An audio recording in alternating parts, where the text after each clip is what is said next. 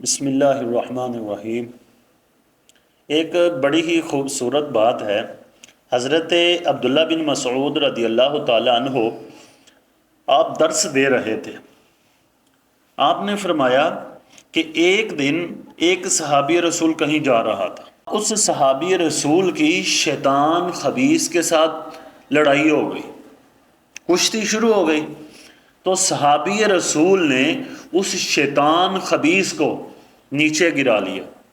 آپ یہ یاد رکھیں کہ جس شیطان خبیث کو گرایا شیطان جن ہے، اور جن کی طاقت انسان سے کئی گنا زیادہ ہوتی ہے، لیکن کسی مسلمان کے ایمان سے زیادہ نہیں ہو سکتے۔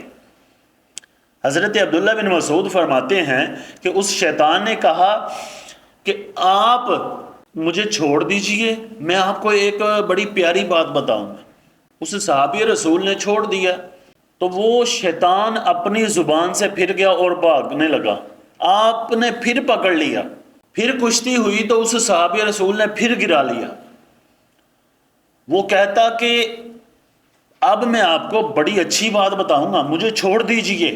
تو اس صحابی رسول نے اس شیطان جن کو چھوڑ دیا، وہ پھر بھاگنے لگا، آپ نے پھر پکڑ لیا۔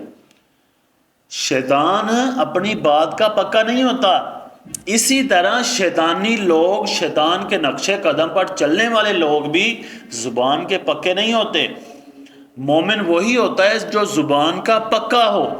شیطان بھاگنے لگا، اس صحابی رسول نے پکڑ لیا اور صحابی رسول کو بڑا غصہ آیا۔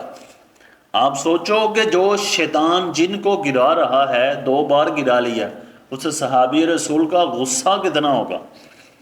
صحابی رسول نے پکڑا، اس کو خوب پھینٹی لگائی، نیچے گرا لیا، گرا کر اس کے گلے پہ انگوٹھا رکھ دیا اور دبا دیا۔ کہا کہ اب اگر بات بتائے گا تو چھوڑوں گا، ورنہ میں تجھے مار دوں۔ اس شیطان جن نے کہا اب تو موت آئے گی۔ اس نے کہا میں بتاتا ہوں، بات سن بس۔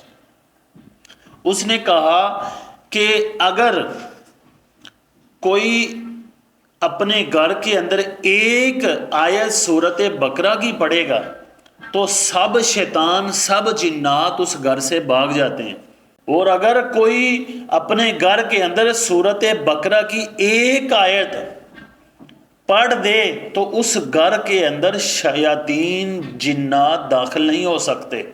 ہم ان چیزوں سے ڈرتے رہتے ہیں کہ ہم پر کوئی جن غالب نہ آ جائے، ہمارے گھر میں کوئی جادو نہ کر دے، یہ نہ ہو جائے، وہ نہ ہو جائے۔ تو ہمیں چاہیے اپنے گھر کے اندر سورت بقرہ پڑھیں۔ یہ بات سن کر لوگوں نے پوچھا حضرت عبداللہ بن مسعود سے کہ جناب وہ صحابی کون تھے؟ حضرت عبداللہ بن مسعود نے کہا وہ صحابی رسول کون ہو سکتے ہیں؟ انہوں نے کہا کون ہے؟ تو آپ نے فرمایا وہ صحابی رسول حضرت عمر بن خطاب رضی اللہ تعالیٰ عنہ تھے۔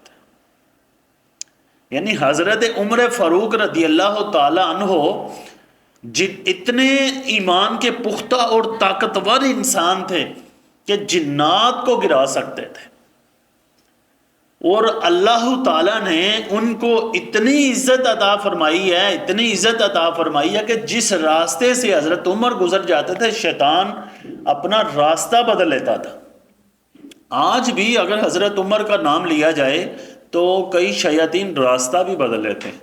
لہٰذا اپنے دائیں بائیں دیکھتے رہا کریں کہ جو حضرت ابو بکر اور حضرت عمر کا دشمن ہو اس کو کبھی دوست نہ سمجھنا۔ ہمارا دوست وہی ہے جو صحابہ اور اہل بیت کا دوست ہے۔